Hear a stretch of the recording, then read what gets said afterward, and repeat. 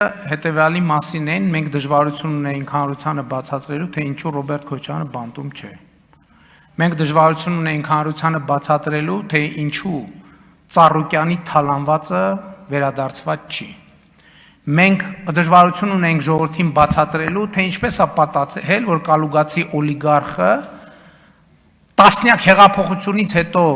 8 տարիների ընթացքում շարունակել է մանկապարտեզներից դպրոցներից հոսանք գողանալ, ինչպես է դա հնարավոր եղել։ Սրա մասին է, այս ընտրությունը սրա մասին էր։ Եվ ընտրությունը նրա մասին էր, եւ դրա պատճառը էլ եմ ասում, երեք մի կտոր ասցի ինչն էր եղել դրա պատճառը, որովհետեւ հիմա արդեն ակնհայտ է, որ այդ մաֆիան ունեցել է դրսի հովանավորներ, որոնց հետ կապված մենք շատ զգուշ եւ կաշկանդված ենք եղել։ Հիմա ես ասում եմ հետեւյալը, այս ընտրությունը եւ ընտրություններում երեխաների ակտիվությունը ինքը առաջաբերել նոր հեղափոխության օրակարգ։ Հեղափոխություն, որտեղ թավիշը պետքա բացառվի։ Որովհետեւ մենք դժվարություն ենք ունեցել բացատրելու, թե ինչի Ռոբերտ Քոչարյանի եւ իր շրջապատի հարսը, փեսեն, աներձակը բոլորը դատավորներ են Հայաստանի Հանրապետությունում միջև հիմա։ Դժվարություն ենք ունեցել, որովհետև անընդհատ իսկ ինչ են, որովհետև ամբողջ նախորդող շրջանում սահմանադրական կարգը կառուցվել է այդ օլիգարխիան պաշտպանելու համար։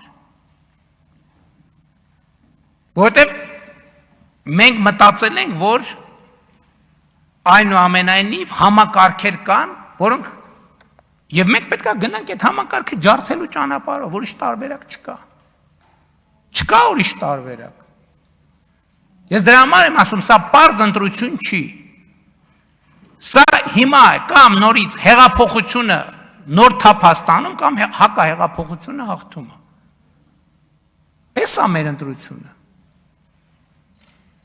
Որովհետև ասում եմ, հələ լավ է, մենք այնքան ինստիտուցիոնալ կարողություն ունենք, որ այդ ընտրակաշառքների մի 10%-ը տեսանել ենք դարձրել։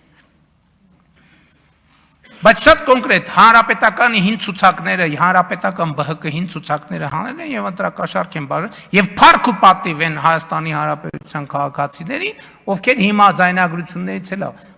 բազմաթիվ քաղաքացիներ ասում են, մենք փող չենք վերցնի։ Եվ մենք փողով չենք քննարկի, այդ մարդիկ Հայաստանի Հանրապետության պետականության սյունն են, ովքեր չեն վերցրել փող։ Ես պաշտոնապես ասում եմ, աչքաչափով էլ երևում, որ այդ եռագլուխ կուսակցությունների ստացած ձայների 70%-ը փողով ստացած ձայներ են, փողով ստացած ձայներ են։ Եվ այս խնդիրը պետք է լուծվի, Հայաստանի Հանրապետությունը պետք է ռեակցիա տա։